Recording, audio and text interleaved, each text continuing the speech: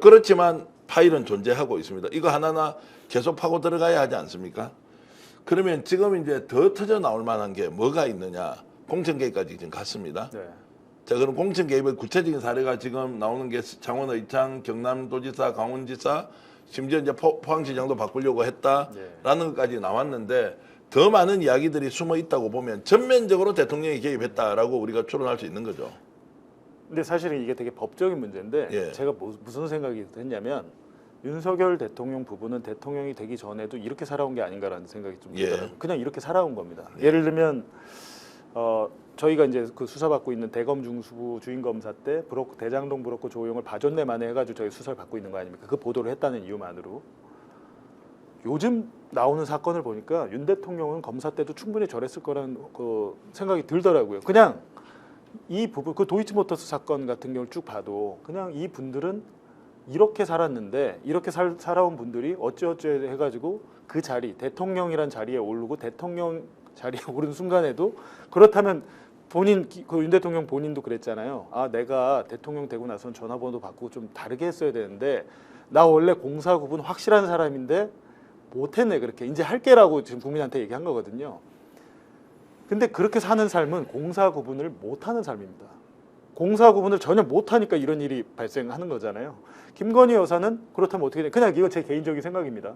김건희 여사는 어느 순간부터 제가 그냥 생각하기에는 서울중앙지검장 임명 전후로부터는 사실상 김건희 여사가 더 입김이 셌던 게 아닌가라는 생각이 들어요. 왜냐하면 윤 대통령은 여러 가지로 검사로 생활하면서 좌천도 수없이 당하고 했다가 그 사람이 복귀해서 문재인 정권에서 서울중앙지검장 심지어는 거기는 고검장 자리였는데 고검장 자리를 검사장 자리로 낮춰갖고 차장 검사도 안 해본 분을 갖다가 이제 검사장으로 임명을 한 건데 저는 그 과정에 김건희 여사가 큰 역할을 한 게 아닌가. 그리고 검찰총장을 가기까지도 마찬가지로 그렇다면 내 모든 것은 부인이 이뤄준 거야라고 되면 그렇잖아요. 왜냐하면 그런 앞단에 이 사람들의 그 어떤 경험이 없다면 서로 간에 부부간에 그런 생활 스토리가 없다면 지금에 와서 김건희 여사가 감나라 배나라 한다고 윤 대통령이 하지 않았을 겁니다. 오랫동안 이 부부는 그렇게 살아온 것 같다라는 게 이제 제 생각이고 그런 것에 대해서 우리는 국민은 공사 구분 뭐 이런 게 아니라 상식적인 걸 원하는데 네. 이분들은 그냥 공사 구분이 안 된 삶을 오랫동안 살아온 게 아닌가. 통치도 지금 그렇게 해온 게 아닌가라는 의심이 드는 거죠. 그럼 공천 개입이 이제 훨씬 더 많았을 수 있다. 그러면 그러니까 우리는 심각하게 보잖아요. 근데 예. 이분들은 그게 뭐 대수야. 그러니까 당사자는 그렇게 볼 수 있지만 우리는 법과 제도와 규칙과 그리고 당헌이란 게 존재하고 있어서 아니 내가 집 통치하는데 그거 내가 좀 할 수 있는 거 아니야라고 생각할 수 있는 게 아닌가 싶어요 저는. 그러면 앞으로 다른 사람이 대통령이 되더라도 이런 식으로 국가를 경영해도 관계 없습니까? 그렇게 이분들이 생각하는 게 가장 문제란 거죠. 그래서 예. 국민한테 정말 진솔하게 사과할 수 없을 것이다. 예. 그리고 한 번 더 대통령이 그 사과 기자회견, 사실상 사과하는 대국민담화 기자회견을 할 때는 2016년 박근혜 대통령이 연속으로 사과 2번 하고 탄핵당했거든요. 네. 그 상황이 온다고 보면 되는 겁니다. 근데 그래서 이분들은 더욱더 사과를 안 할 것이다. 그러면 마지막 종착지는 어떻게 됩니까? 이걸 이제 국민들이 훤히 알게 되고 당사자의 진술과 정언과 녹취가 계속 나오는데 공천 개입했다, 공짜 여론조사 받았다. 이것은 이제 뭐 증거가 있다 없다가 아니고 이것은 이제 결론이 나버린 건데도 사과도 하지 않고 나는 모르겠다라고 이제 가버리면 그냥 국민들이 대통령한테 끌려가는 수밖에 없습니까? 그러니까 결국에는 검찰이 그래서 중요한 것 같습니다. 사정기관이 검찰이 대통령의 편에 서 있고 예를 들면 도이치모터스 사건 같은 경우 김건희 여사 불기소는 사실상 다 국민들은 다 말이 안 된다고 생각하잖아요. 예. 그럼 저렇게 하면 뭐 영부인은 뭐 주가 조작해도 괜찮나 보다라고 하면 이게 나라의 근간이 흔들리는 일 아닙니까? 근데 이미 그랬던 모습을 우린 불과 한 달 전에 봤습니다. 그랬던 검찰이 저는 갑자기 바뀔 거라고 생각하지 않고요. 상식적으로 이렇게 큰 사건은 서울로 땡겨와야죠. 네. 서울중앙지검에서 특별수사팀 이것이야말로 사실은 대선 개입 여론조작 사건이 아닙니까? 명태균이 여론조사를 조작했고 대선 개입, 선거 개입 한 거는 대통령 부부가 했다는 게 지금 정황들이 다 나오고 있는데 여기에 대해서 특별수사팀을 꾸리지 않고 창원지검에다가 사건을 놔두고 언론에서 하도 때려대니까 검사들만 파견하는 형식으로 한다. 이례적이죠. 이건 말이 안 되죠.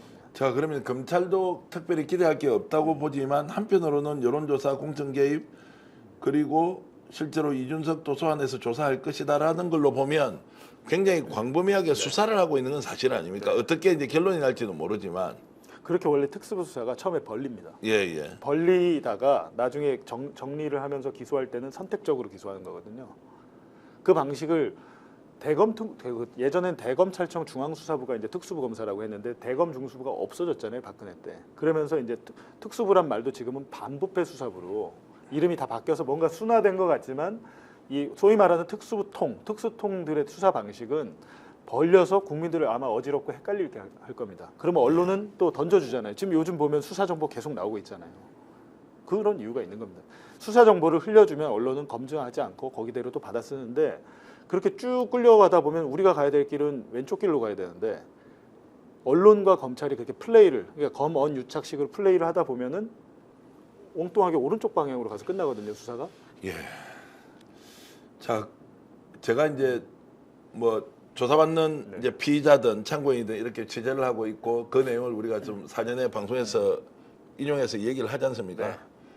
어느 날 조사받는 분이 저한테 검찰에 들어가서 재조사를 받는 과정에서 왜 바깥 사람들하고 접촉하느냐, 제발 얘기 좀 하지 마라, 이 말 듣고는 딱 정보가 좀 차단되는 느낌이 있어서 뭔가 민감하게 반응은 하고 있다, 폭넓게 조사는 하고 있는데 과연 어디까지 갈 것이냐. 지금 검찰이 어느 정도까지 하냐면요. 예. 이 유튜브를 볼 수도 있습니다. 예, 제가 제 사건이 검찰의 특수부에서 어떻게 했나 봤더니 재판에 넘어가면 수사 기록 일부가 재판부에 제출이 되고 저한테도 제가 또 받을 수 있잖아요. 근데 제가 유튜브나 라디오에 출연했던 거를 다 녹취록을 만들어 가지고 봉지욱이 어느 라디오 가서 뭐라고 얘기했는데 이걸 가지고 질문하고 상황 파악하고 수사 보고를 만들고 있어요. 그러니까 지금 스픽스에서 특히 왜냐하면 여기는 강혜경 씨가 또 최초로 얼굴을 드러내고 인터뷰한 곳이기 때문에 아마 검찰이 주목하는 곳이라고 저는 생각이 되는데 보고 있다라고 생각하시면 돼요. 뭐 굉장히 조심해서 하겠습니다. 아니 조심할 필요는 없죠. 왜냐하면 사실대로만 하면 되는 거니까요. 예, 예.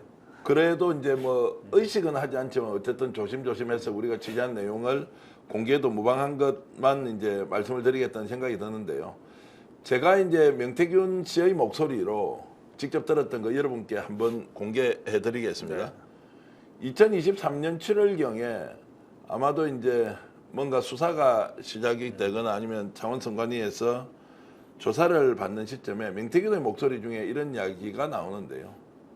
창원지검장도 본인이 보냈다 뭐 이런 말이 나와요. 그래서 지금 현재 검사장과 관련이 없는 그 이전의 사람이긴 했는데 도대체 정권 출범 이후에 명태균이라는 사람이 어느 정도 영향력이 있었으면 아무리 농담이라고 하더라도 강혜경 씨한테 창원지검장을 내가 보낸 사람이다라고 할 정도였다면 인사 개입도 했던 것 아니냐라고 추론이 가능한데. 그러니까 이렇게 보시면 되죠. 저는 안 그래도 제가 그 보도를 하려고 하거든요. 예, 예. 창원지검이 왜 수사를 하면 안 되냐면 처음에 이걸 선관위에서 조사했지 않습니까? 선관위에서 조사를 해서 창원지검에 수사 의뢰를 한 거잖아요. 근데 창원지검이 이거를 검사가 없는 수사과에다 배당을 했잖아요. 오선 의원이 정치자금법이 지금 금액이 2억이 넘어가는데 2억 4천 아닙니까? 2억이 넘어가는데 이 사건을 검사가 없는 방에 배정했다? 저는 그렇기 때문에 명태균 씨가 그 하는 얘기가 신빙성이 있다고 봅니다. 네. 이례적인 일이거든요. 예. 근데 이미 창원지검장이 이제 올해 바뀌었지만 그 전 단계에서 이걸 덮으려고 했던 그 시도 정황들은 너무 많이 보이는 거예요. 예. 덮으려고 하다가 지금 일이 꼬인 거죠. 예. 왜 꼬였냐? 언론에 보도가 나오면서 꼬인 겁니다. 자, 그래서 이제 강희경 씨의 녹취 내용을 보면 워낙 양이 많아서 일일이 다 이제 확인을 할 수 없지만 조치를 해놨다는 말도 나오고요. 그리고 조사받으러 갈 때 이미 여러분들께 공개된 녹취 내용이지만 김영선 의원이 이렇게 발언을 하면 된다. 마치 사전에 뭔가 작업을 해놓은 것처럼 했던 것은 조금 전에 봉 기자가 말씀하셨듯이 정말로 같은 네트워크 안에서 우리끼리는 좀 대충 덮고 넘어가자 이렇게 했을 수도 있다는 생각이 드는데요. 그러나 이제 국민들 일부이긴 합니다만 생존을 위해서 검찰이 바뀌지 않겠느냐 이 이야기도 조금씩 나오고 있는데 이건 어떻게 봐야 됩니까? 그 말씀을 빼드렸는데 예. 제가 강혜경 씨 인터뷰를 여기 스픽스에서 예, 했잖아요. 예. 근데 강혜경 씨 그날 얘기 중에 그리고 여기 오는 과정에도 촬영해서 인터뷰를 예, 했잖아요. 저희가 이제 그 차차 공개하겠지만 강혜경 씨가 검찰 조사 수사과 검사도 없는데 수사관한테 조사를 받으면서 저는 왜 그렇게까지 했느냐. 근데 그 전 단계 이제 지난해 7월에만 해도 김영선과 명태균이 이 사건을 강혜경과 김태열 소장 둘이 덮어 쓰라고 한 거 아닙니까? 맞습니다. 그걸 기획하고 공작을 한 건데 강혜경 씨는 처음에는 덮어쓸 생각도 했던 것 같아요. 그냥 왜냐하면 이 의원이 직을 잃으면 나도 직장을 잃으니까 이런 걱정을 했다가 조사를 한번 받아보니까 그게 아닌 거죠. 그래갖고 이번에 이 사건이 이렇게 크게 된 데는 강혜경 씨의 결심이 굉장히 중요했습니다. 강혜경 씨가 모든 결심을 하고 갖고 있는 모든 자료를 검찰에 이미 올해 초에 제출했어요. 지난해 예. 12월에. 그러니까 검찰은 이번에 강혜경 씨 집 압수수색했지만 가져간 게 별로 없습니다. 이미 검찰에 있던 거예요. 그 강혜경 씨의 녹음 파일 안에는 윤석열 대통령 얘기도 나오고 김건희 여사 얘기도 나옵니다.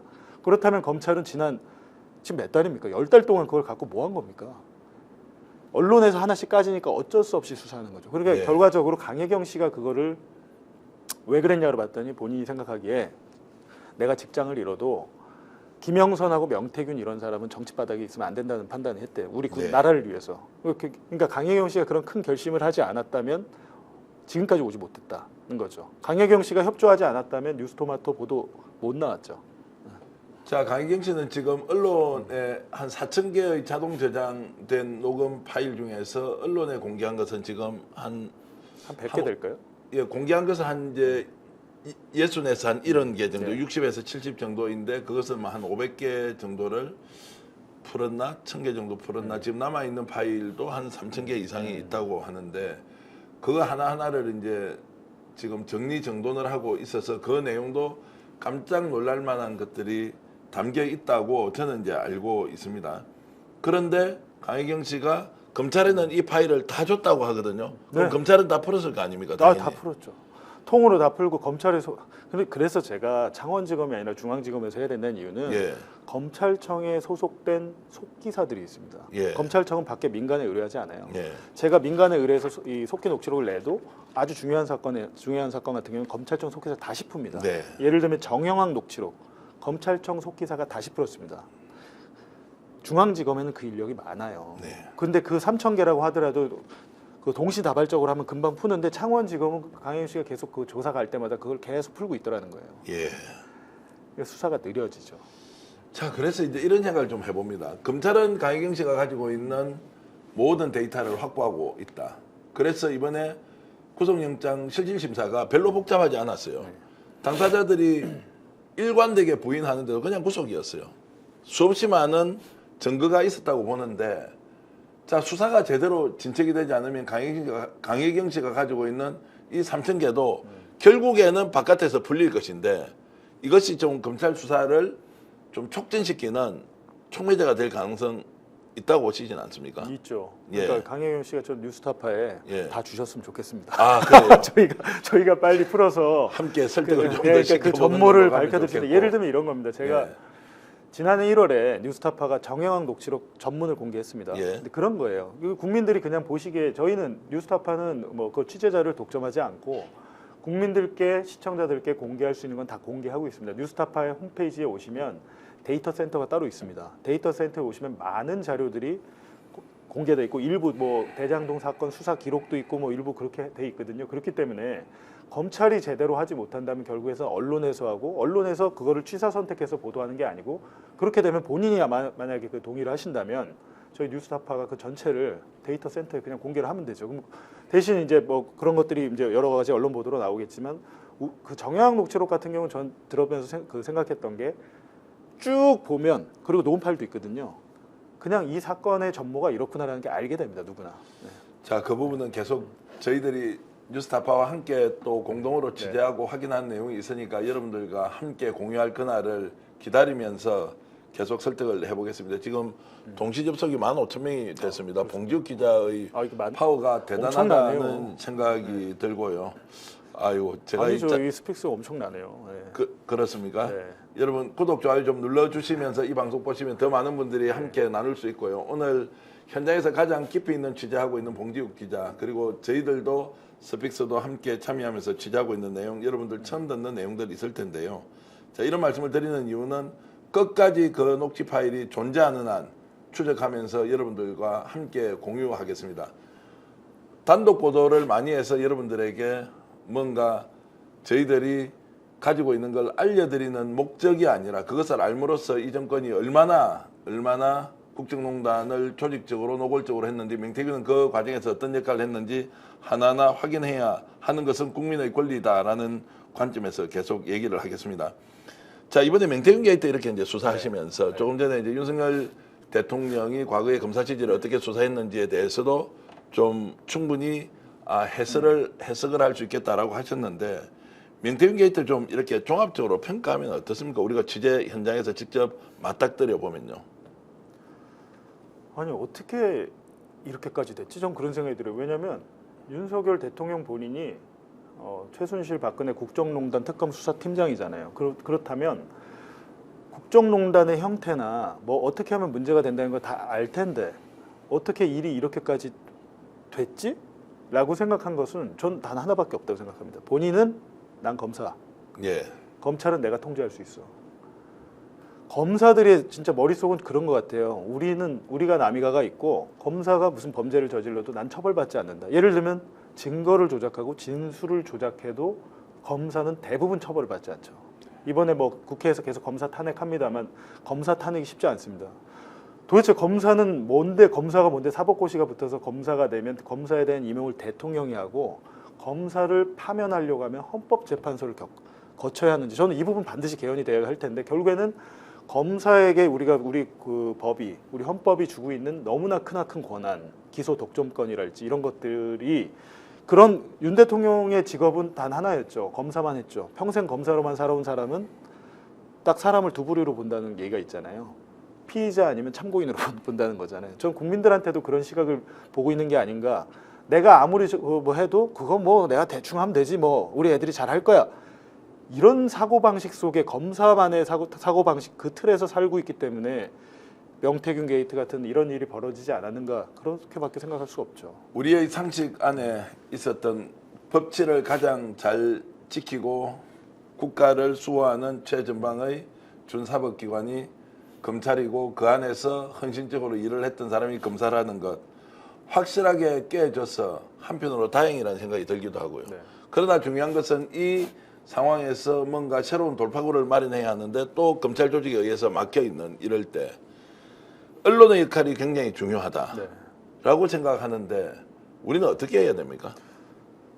근데 결국에는 이제 2016년 박근혜 최순실 때도 언론에서 시작이 됐고 그 도화선이 됐고 불을 붙였고 폭약도 언론 보도로 됐는데, 근데 이번은 확실히 이제 대통령이 전에 올해 그 이재명 대표랑 영수회담할 때 좀 그 말을 한 게 참 기억이 남더라고요. 뭐냐면 내가 언론을 줄 방법을 알지만 하지 않습니다라고 했습니다.